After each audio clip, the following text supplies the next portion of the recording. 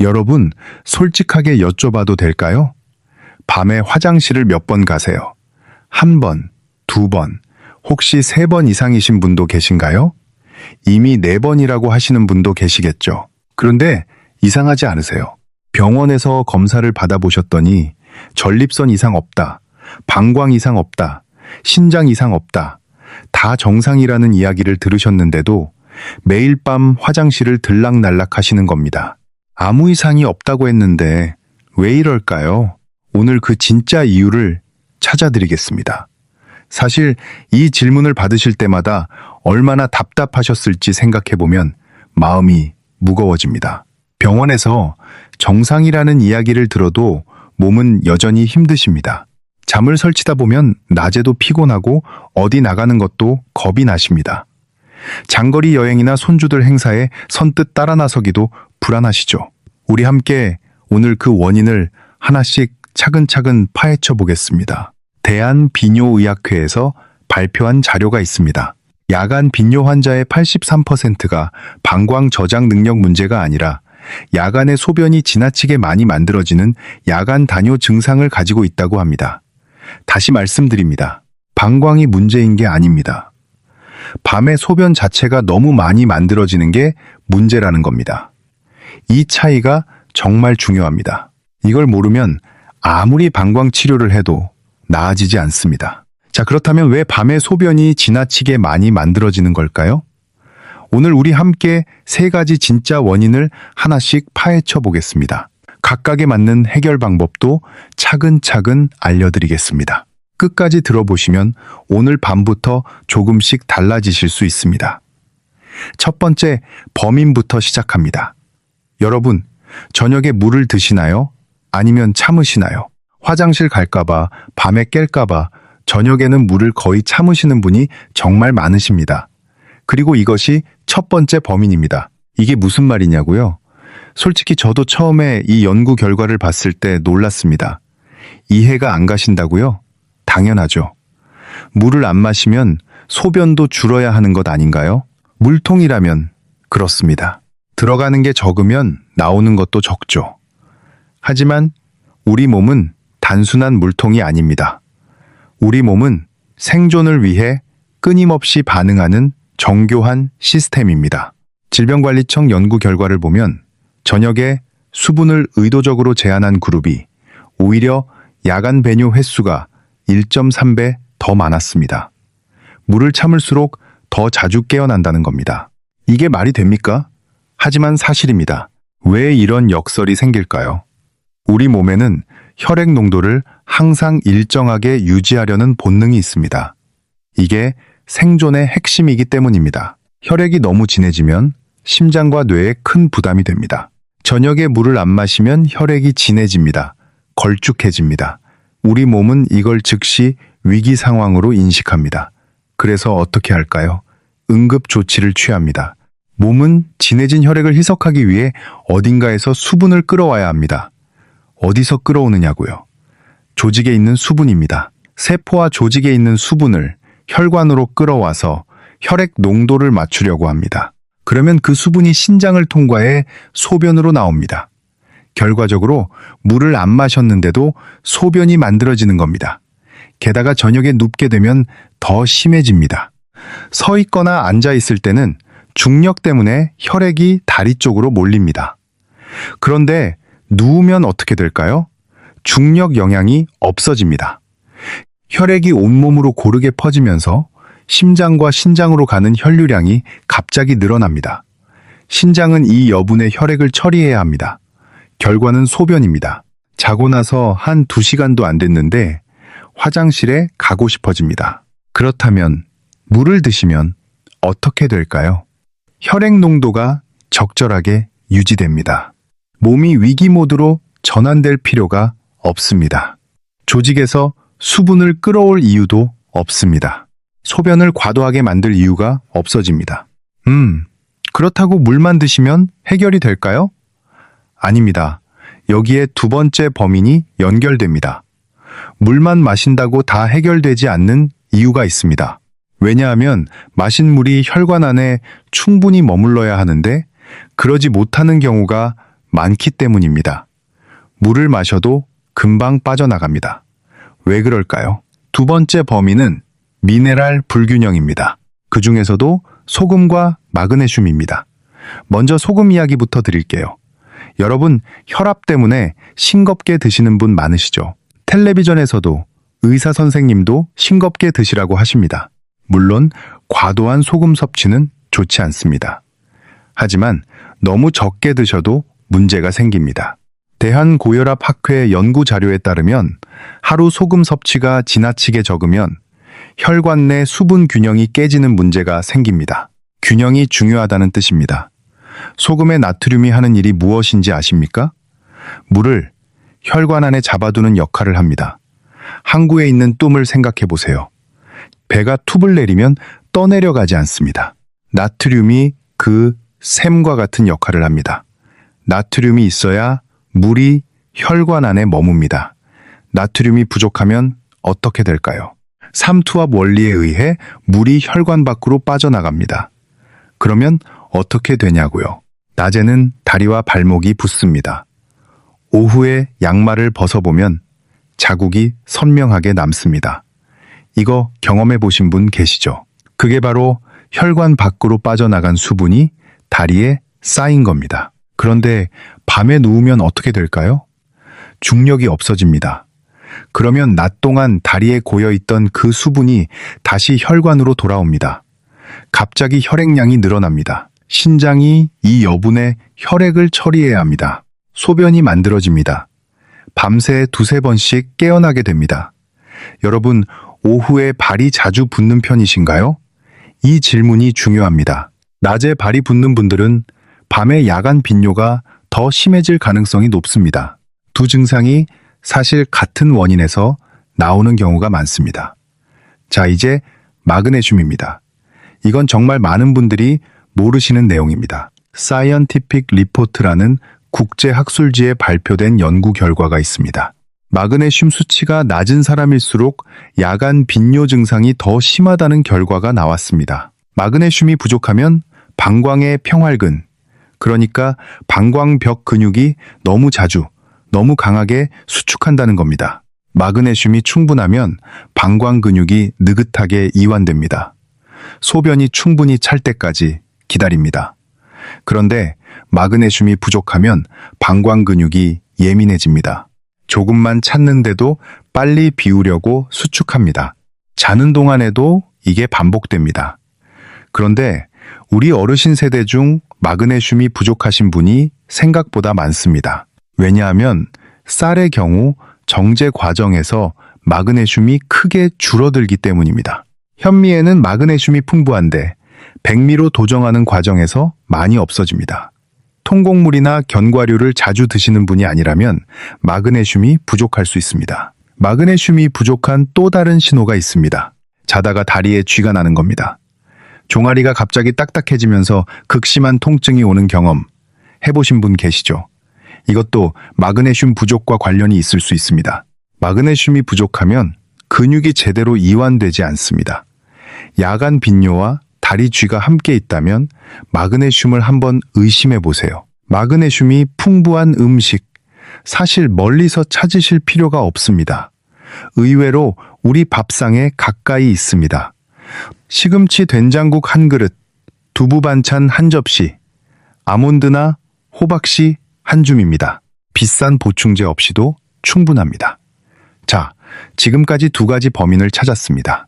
그런데 여러분, 이 두 가지로도 설명이 안 되는 분들이 계십니다. 물도 적당히 드시고, 소금도 적당히 드시고, 마그네슘도 챙기시는데 왜 여전히 밤마다 깨어나시는지 모르겠다는 분들이요. 이분들에게는 세 번째 숨겨진 범인이 있습니다. 잠깐 집중해 주세요. 이게 오늘 가장 중요한 내용입니다. 세 번째 범인은 두 가지입니다. 하나는 항이뇨 호르몬 감소이고 또 하나는 수면 무호흡증입니다. 먼저 항이뇨 호르몬 이야기를 드릴게요. 이름이 어렵죠. 의학적으로는 바소프레신이라고 합니다. 그런데 이름보다 이 호르몬이 하는 일이 중요합니다. 이 호르몬의 역할은 소변 농축입니다. 쉽게 말해 밤에는 소변을 적게 만들라고 신장에 신호를 보내는 호르몬입니다. 건강한 사람은 밤이 되면 뇌에 있는 뇌하수체에서 이 호르몬이 분비됩니다. 그러면 신장이 소변을 농축시킵니다. 진하지만 양은 적게 만듭니다. 그래서 우리는 밤새 화장실 걱정 없이 잘 수 있습니다. 그런데 나이가 들면 어떻게 될까요? 아주대학교 병원 비뇨의학과에서 발표한 자료에 따르면 나이가 들수록 이 항이뇨 호르몬 분비량이 줄어듭니다. 밤에도 나처럼 소변이 묽고 양도 많이 만들어집니다. 자연스럽게 방광이 빨리 찹니다. 화장실에 가고 싶어집니다. 이게 나이 때문이니까 어쩔 수 없다고요. 꼭 그런 것만은 아닙니다.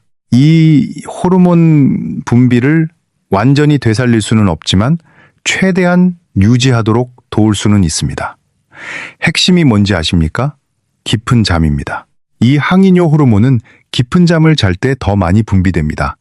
반대로 얕은 잠, 자꾸 깨는 잠은 호르몬 분비를 방해합니다. 그래서 악순환이 생깁니다. 야간 빈뇨로 자꾸 깨면 깊은 잠을 못 잡니다. 깊은 잠을 못 자면 호르몬이 적게 나옵니다. 호르몬이 적으면 소변이 더 많이 만들어집니다. 또 깨어납니다. 악순환의 고리입니다. 이 고리를 끊으려면 어떻게 해야 할까요? 여기서 수면 무호흡증이 연결됩니다. 잠깐 항이뇨 호르몬에 대해 조금 더 말씀드리겠습니다. 이 호르몬이 왜 나이가 들면서 줄어드는지 알면 더 이해가 쉽습니다.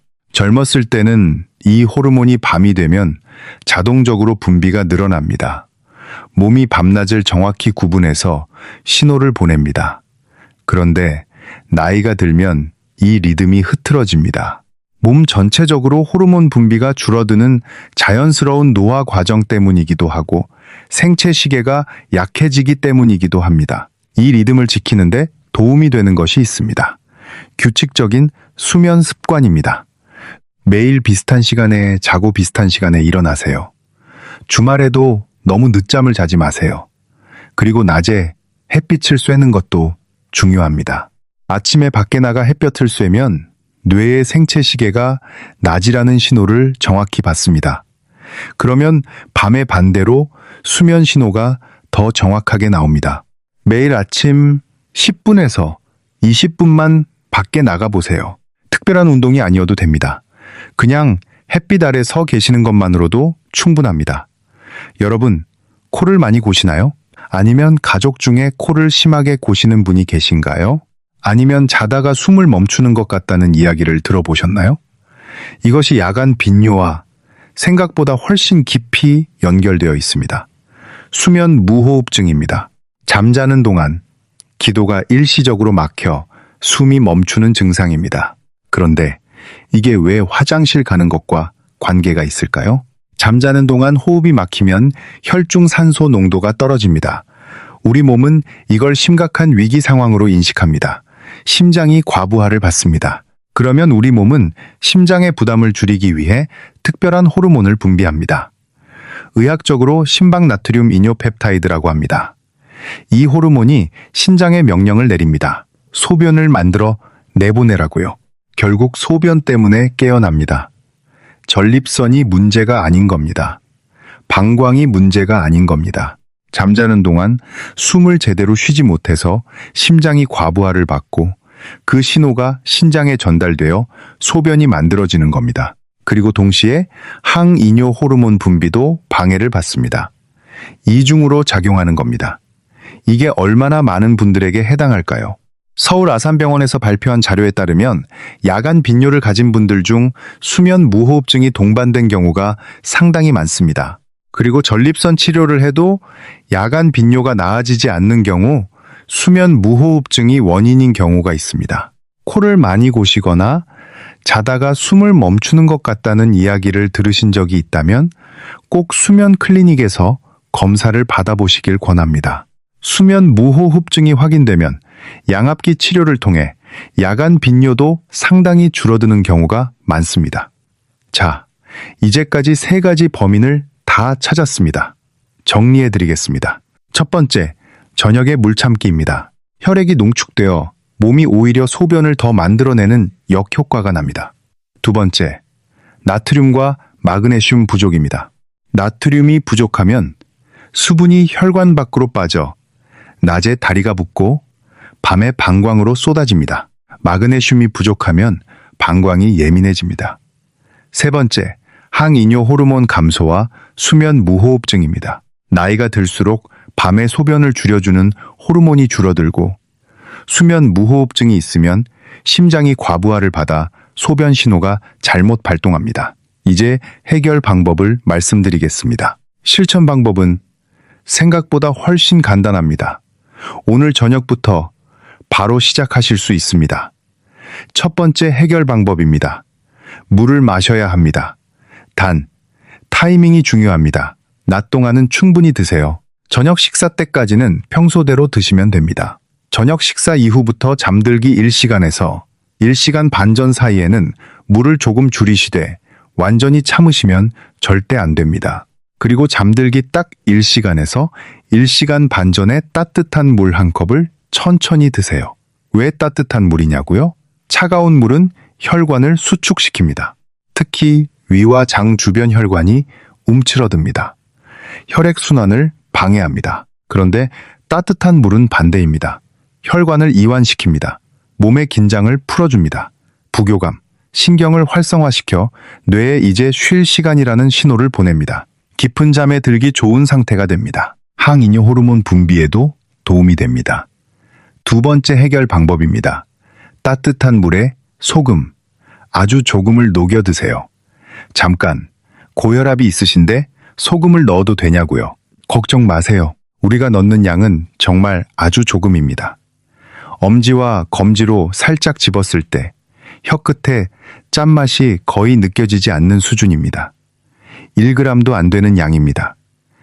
이 정도 양은 혈압에 의미 있는 영향을 주지 않습니다. 하지만 신장 질환이 있으시거나 의사 선생님께서 엄격하게 나트륨을 제한하라고 하신 분들은 반드시 먼저 상의해 보세요. 이 소금이 무슨 일을 하느냐고요? 마신 물을 혈관 안에 붙잡아 두는 역할을 합니다. 나트륨이 또 역할을 해서 수분이 혈관 안에 머물게 됩니다. 그러면 혈액 농도가 적절하게 유지되고 몸이 위기 모드로 가지 않습니다. 소변을 과도하게 만들 이유가 없어집니다. 세 번째 해결 방법입니다. 마그네슘을 식사로 보충하세요. 보충제를 사실 필요 없습니다. 우리 밥상에 있는 음식으로 충분합니다. 저녁 식사에 시금치 된장국 한 그릇을 올려보세요. 시금치에는 마그네슘이 풍부합니다. 두부 반찬도 좋습니다. 두부에도 마그네슘이 들어있습니다. 견과류를 드시는 분이라면 잠들기 전 아몬드 10개나 호박씨 한 줌이 좋습니다. 현미밥을 드신다면 더욱 좋습니다. 이렇게 하면 방광 근육이 이완됩니다. 방광이 조금 차도 느긋하게 기다릴 수 있게 됩니다. 밤새 자잘하게 깨어나는 횟수가 줄어듭니다. 다리에 쥐가 나는 것도 줄어들 수 있습니다. 네 번째 해결 방법입니다. 낮에 다리가 자주 붓는 분들을 위한 방법입니다. 저녁 식사 후에 20분 정도 다리를 심장보다 높이 올려놓으세요. 소파에 누워서 다리를 쿠션에 올려도 됩니다. 방바닥에 누워서 다리를 벽에 기대어도 됩니다. 그러면 어떻게 되냐고요? 낮 동안 다리에 고여있던 수분이 잠들기 전에 미리 혈관으로 돌아옵니다. 신장이 그 수분을 미리 처리합니다. 잠들기 전에 화장실 한 번 더 가게 될 수 있습니다. 하지만 밤에 자다가 깨는 횟수가 줄어듭니다. 잠들고 나서 방광으로 한꺼번에 수분이 몰리는 것을 막아주기 때문입니다. 돈이 들지 않습니다. 소파나 방바닥만 있으면 됩니다. 20분이면 충분합니다. 다섯 번째 해결 방법입니다. 잠들기 30분 전부터는 스마트폰이나 텔레비전을 끄세요. 이게 왜 야간 빈뇨와 관련이 있냐고요? 스마트폰과 텔레비전 화면에서 나오는 청색광이 뇌를 자극합니다. 뇌가 아직 낮이라고 착각을 합니다. 그러면 항이뇨 호르몬 분비가 늦어지거나 줄어듭니다. 밤에 소변이 더 많이 만들어질 수 있습니다. 서울아산병원 건강자료에서도 잠들기 전 스마트폰 사용이 야간 빈뇨를 악화시킬 수 있다고 이야기합니다. 스마트폰을 내려놓으신 자리에 따뜻한 물 한 컵을 두세요. 천천히 마시면서 하루를 정리하세요. 뇌가 이제 잘 시간이구나 하고 인식합니다. 항이뇨 호르몬이 더 잘 분비됩니다. 이 5가지가 야간 빈뇨를 줄이는 핵심 방법입니다. 한 번에 다 하실 필요는 없습니다. 오늘은 따뜻한 물 1컵부터 시작하세요. 다음 날은 소금 1꼬집을 추가하세요. 그 다음 날은 저녁 식사에 시금치 된장국을 올려보세요. 하나씩 더해가면 됩니다. 이제 실제 사례를 말씀드리겠습니다. 경북 안동에서 텃밭을 가꾸며 사시는 70세 강태호 어르신 이야기입니다. 강태호 어르신은 젊었을 때 20년 넘게 버스 기사를 하셨습니다. 새벽부터 밤까지 핸들을 잡으셨습니다. 건강하게 사셨는데 65세 이후로 밤잠을 못 주무시기 시작했습니다. 매일 밤 3번에서 4번씩 화장실에 가셨습니다. 아침이면 머리가 무겁고 온종일 피곤하셨습니다. 텃밭 일도 예전만큼 못하게 되셨습니다. 가을 농사도 반쪽짜리가 됐다고 하셨습니다. 전립선 검사도 받으셨습니다. 정상이었습니다. 신장 검사도 받으셨습니다. 역시 정상이었습니다. 의사 선생님은 나이 때문이라고 하셨습니다. 강태호 어르신의 생활 습관을 살펴봤더니 3가지가 눈에 띄었습니다. 첫째, 저녁에 물을 거의 안 드셨습니다. 화장실 갈까봐 저녁 6시 이후에는 물을 거의 참으셨습니다. 둘째, 건강을 위해 10년 넘게 아주 싱겁게 드셨습니다. 국에 간도 안 하시고 반찬도 거의 맛이 없을 정도였습니다. 셋째, 코를 심하게 고신다는 말씀을 옆방에 사시는 며느리께서 전했습니다. 때로는 자다가 갑자기 숨이 뱉는 것 같기도 하다고 했습니다. 3가지 범인이 다 있었던 겁니다. 저녁 수분 부족, 나트륨 부족, 그리고 수면 무호흡증 의심이었습니다. 그래서 3가지를 함께 조절했습니다. 잠들기 1시간 전에 따뜻한 물을 1컵 드시도록 했습니다. 저녁 된장국에 간을 아주 조금 더 하도록 했습니다. 그리고 수면 클리닉에서 검사를 받도록 권유했습니다. 검사 결과 수면 무호흡증이 확인되어 치료를 시작하셨습니다. 한 달 후 어르신이 이렇게 말씀하셨습니다. 아침에 일어나는데 눈이 맑습니다. 예전에는 하루 종일 졸렸는데 이제는 오전 내내 텃밭 일을 해도 안 힘듭니다. 밤에 화장실은 한 번 갑니다. 손주가 주말에 놀러와서 할아버지 요즘 얼굴이 달라 보여요 했다고 합니다. 제주도에서 사시는 68세 오명숙 어르신 이야기도 드릴게요. 오명숙 어르신은 초등학교 선생님을 30년 넘게 하시다가 은퇴하셨습니다. 밤마다 자다가 다리에 쥐가 나서 깨셨습니다.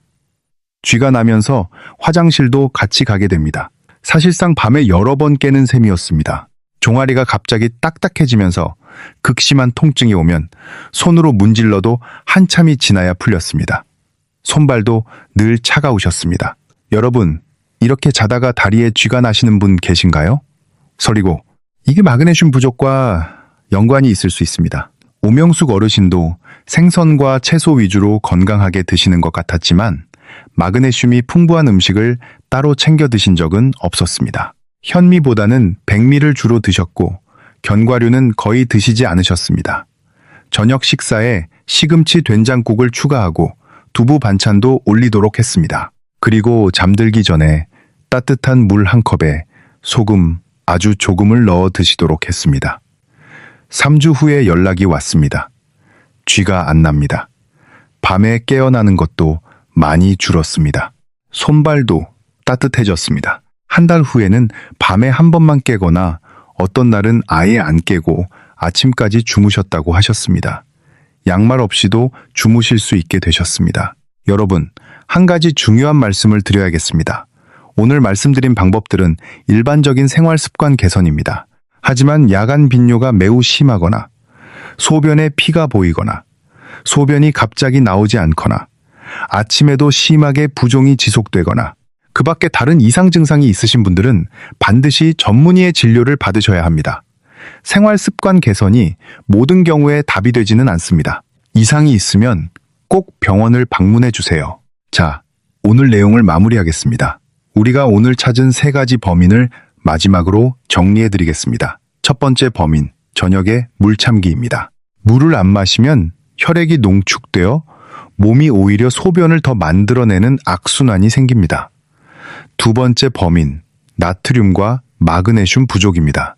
나트륨이 부족하면 수분이 혈관 밖으로 빠져나가 낮에 다리가 붓고 밤에 방광으로 한꺼번에 몰립니다. 마그네슘이 부족하면 방광이 예민해져서 조금만 차도 깨어나게 됩니다.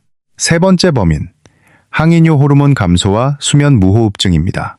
나이가 들수록 밤에 소변을 줄여주는 호르몬이 줄어들고 수면 무호흡증이 있으면 심장이 과부하를 받아 소변을 만드는 잘못된 신호가 발동합니다. 해결 방법 5가지도 다시 정리합니다. 첫째, 잠들기 1시간에서 1시간 반 전에 따뜻한 물 1컵을 천천히 드세요. 둘째, 그 물에 소금 1꼬집을 넣으세요. 짠맛이 거의 안 나는 아주 적은 양입니다. 셋째, 저녁 식사에 시금치 된장국이나 두부 반찬으로 마그네슘을 보충하세요. 넷째, 저녁 식사 후 20분 동안 다리를 높이 올려놓으세요. 다섯째, 잠들기 30분 전부터 스마트폰을 내려놓으세요. 우리 세대는 자식들 키우느라 가난한 시절 생계를 위해 자기 몸을 돌볼 여유가 없었습니다. 그 시절을 묵묵히 버텨내셨습니다. 이제는 우리 건강을 챙길 때입니다. 밤에 푹 주무시는 것이 가장 큰 건강입니다. 아침에 개운하게 일어나시는 것이 하루를 살아가는 힘의 시작입니다. 우리가 건강해야 손주들과 더 오래 함께 할 수 있습니다. 우리가 건강해야 가족들이 마음을 놓을 수 있습니다. 오늘 밤부터 따뜻한 물 1컵과 함께 시작해보세요. 우리 모두 편안한 밤을 되찾을 수 있습니다. 밤잠을 충분히 주무신 다음 날 아침, 그 상쾌한 기분으로 가족과 함께 하시길 바랍니다. 잠깐, 좀 더 자세히 설명드리고 싶은 게 있습니다.